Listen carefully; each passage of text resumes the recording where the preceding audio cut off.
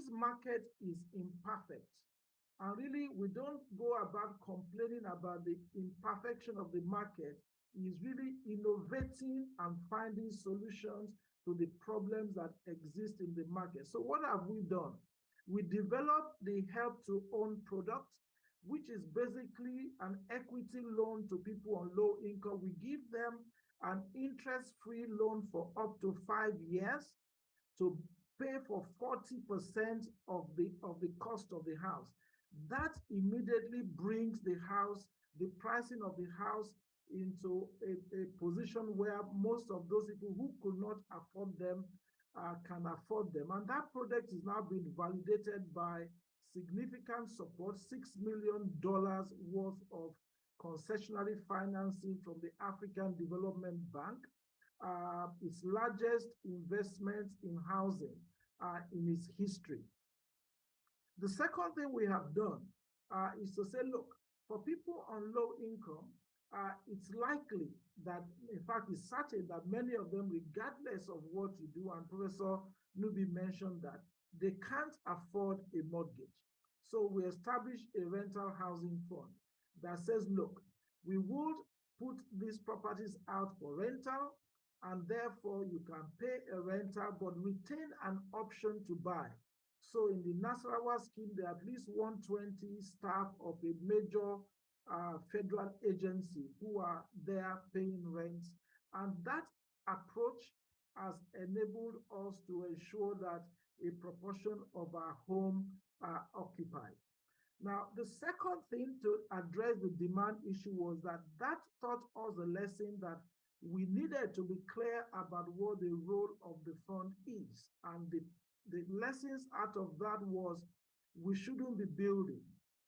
Two, we shouldn't be selling houses.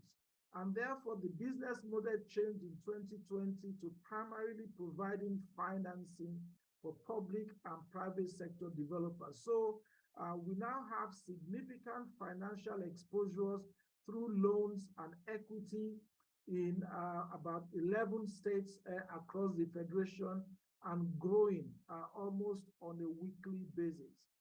That is what is adding up to the just under 22,000 homes that the fund is supporting. And that is on the construction finance window.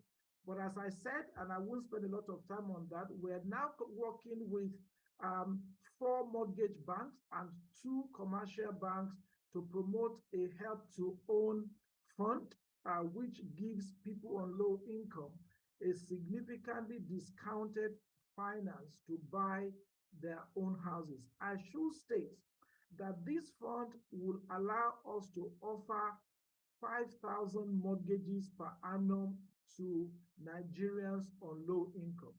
That is a 100% increase on the number of mortgages that are currently being issued in Nigeria. But yet, we should be clear, it is still a very small drop in the ocean.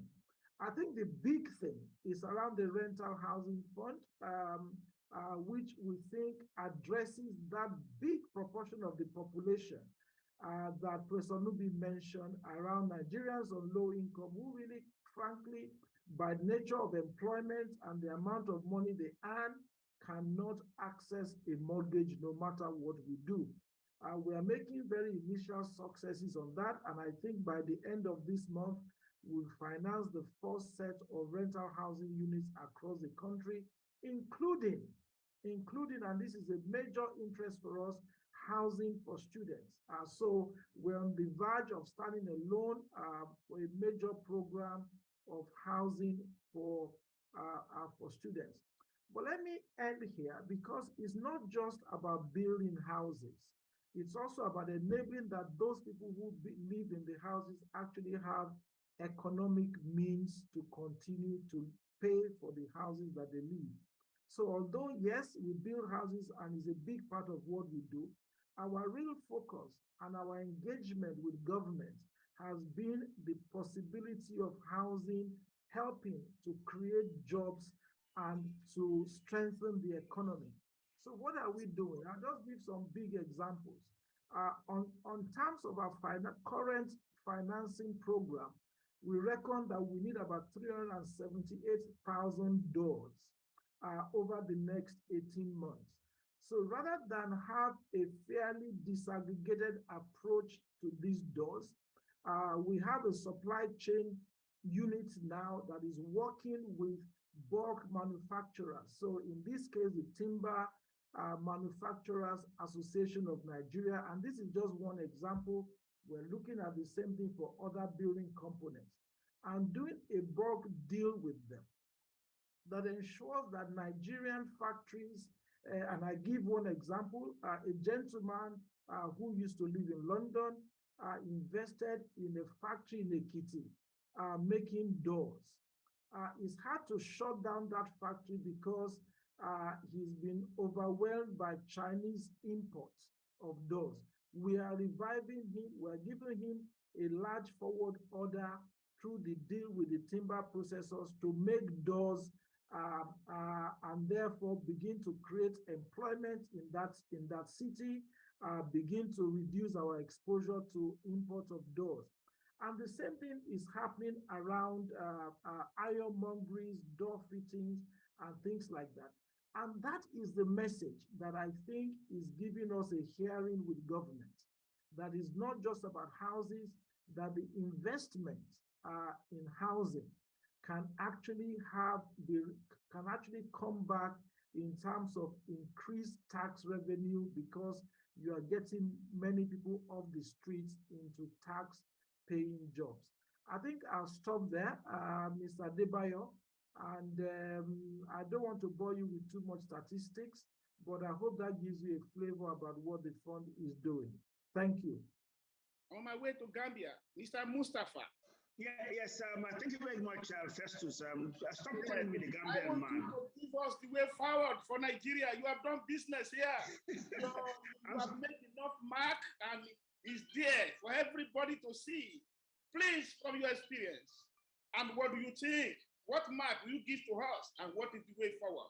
Especially in the area of supply side, Mr. Femi Adewale mentioned the demand side also, that there are a lot of challenges there. There are no purchasing power. There are no affordability.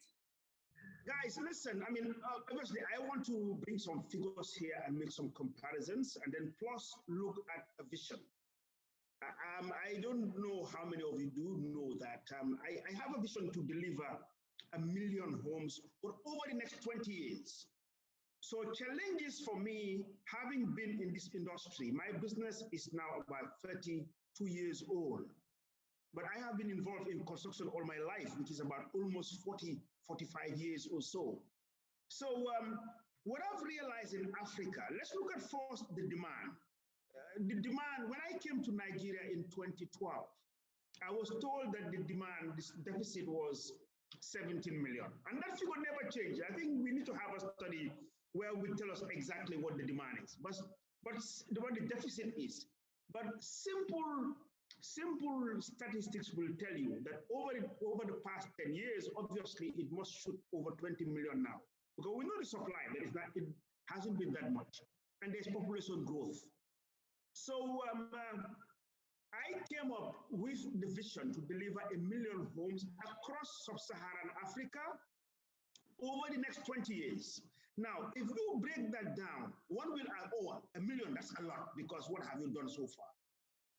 When we came to Nigeria, as I told you, we delivered over 1,000, and we could have done more. We could have done more. So I'm looking at the challenges, and the challenges mainly for me is access to land. And let's look at where the huge demand is, for example, in Lagos. All of us do know that there's no land in Lagos. So I want to link now, I think policymakers need to look at housing and mass transit. Because there's no way you can meet the housing demand, for people, Lagosians, especially for the targeted group, which is the affordable and the lower bracket. So we must learn from the advanced world. Let's take a good example of Reading and London.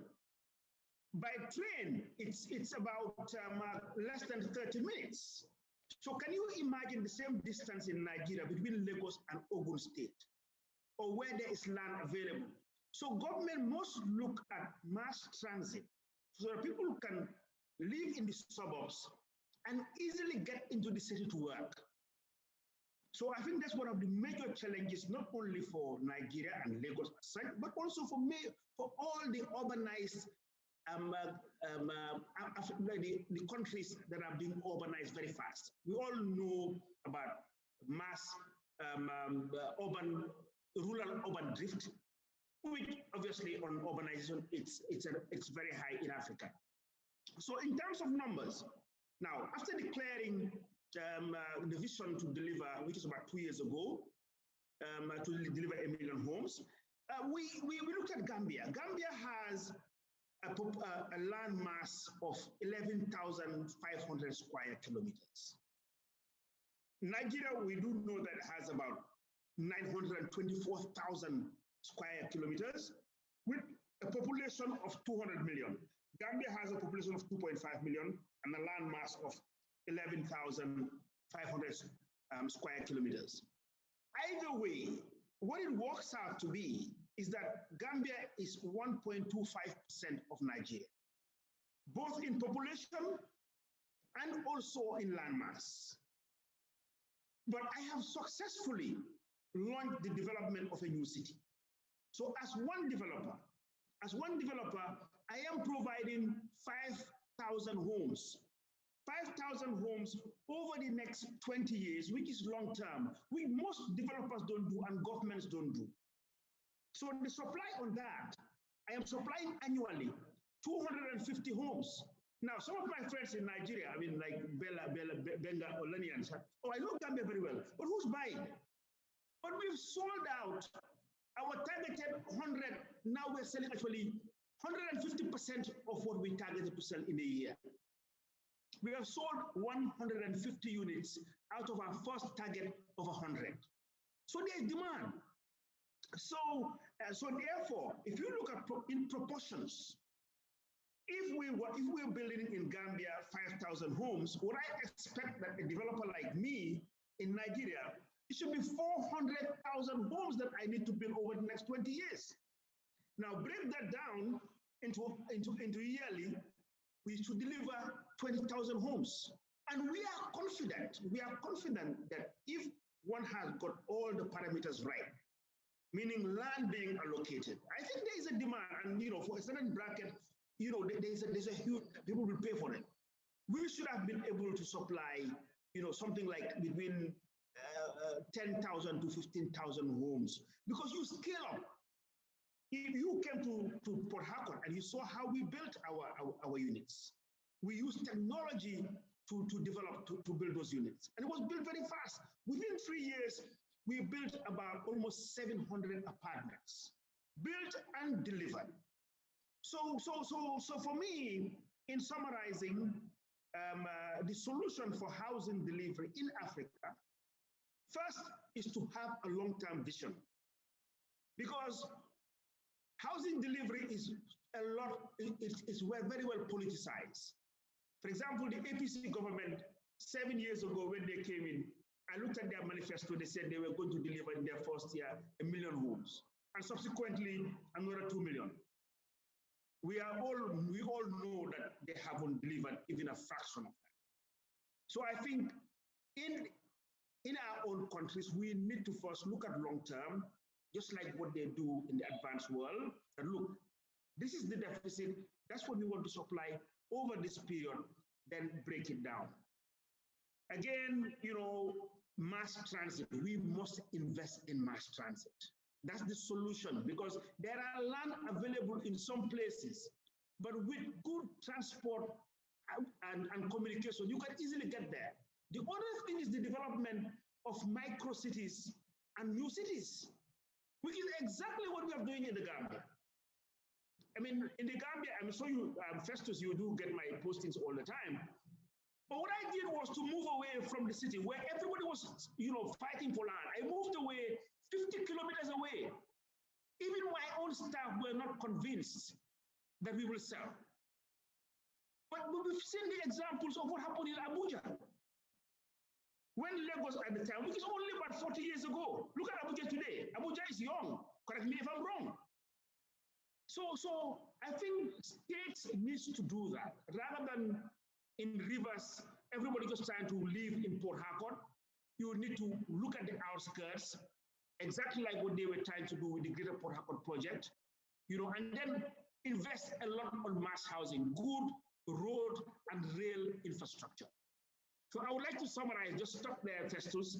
Unfortunately, I have another commitment, which is in the next 10 minutes. So in the event that anybody wants to ask any question or so, I would be more than willing to respond. But I would beg that at my time, at 10:30, I have another, appointment which was scheduled since last week. Thank you. In this delivery of housing. Well, I'm also happy that there are indicators on affordability gap funding already with FHF, and some of what we have done in our work with Lagos State Government, with Choice, the Cooperative Home Ownership Incentive, which has significant benefits by ensuring that those who cannot afford to buy outright come in under a shared equity home ownership scheme, which allows them a much longer time to repay the unpurchased equity in their homes, similar to the product that FHF has also introduced. How do we ensure that the estates do not very quickly turn to slums, as Professor Nubi mentioned? Because I suspect that some of those slums mentioned were intended as well-built communities, but due to lack of proper long-term maintenance, they very quickly degenerated into slums. How do we ensure that the new homes we are bringing to market do not fall prey to this? And one of the challenges that we have experienced is that when you build purpose-built communities and you do not have mandatory home ownership associations or cooperative societies to manage them long-term, you're going to have a problem, because people can then opt out of their responsibility for contributing to the management of the estate. And then you have a free-for-all where nobody is in charge. And then even their development control regulations can be totally ignored. How do we borrow from other cultures what makes them or what helps them to build sustainable communities that are well managed, where in fact, if you don't contribute to the maintenance of the community, it can undermine your title. You can be thrown out. How do we work with government to make sure that the appropriate enabling legislations are put in place to ensure that the new communities we are developing do not fall into, degenerate into slums through lack of management and lack of development control? How do we take care of title? Our Gambian brother mentioned the challenge of access to land. Access is not the only problem. Part of the problem is title. Even with land that you get directly from government, especially in our experience with Lagos State and the Federal Capital Territory, they are subject to challenge. How do we deal with the menace? Visit Housing TV Africa on YouTube and click on the subscribe button. Subscribe to Housing TV Africa to stay updated on latest happenings in Nigeria's housing sector. Follow our social media pages, like and share our posts. On Facebook, Housing TV Africa. On Twitter, Housing TV Africa. Instagram, Housing TV Africa. Join the conversation and keep up with latest housing updates.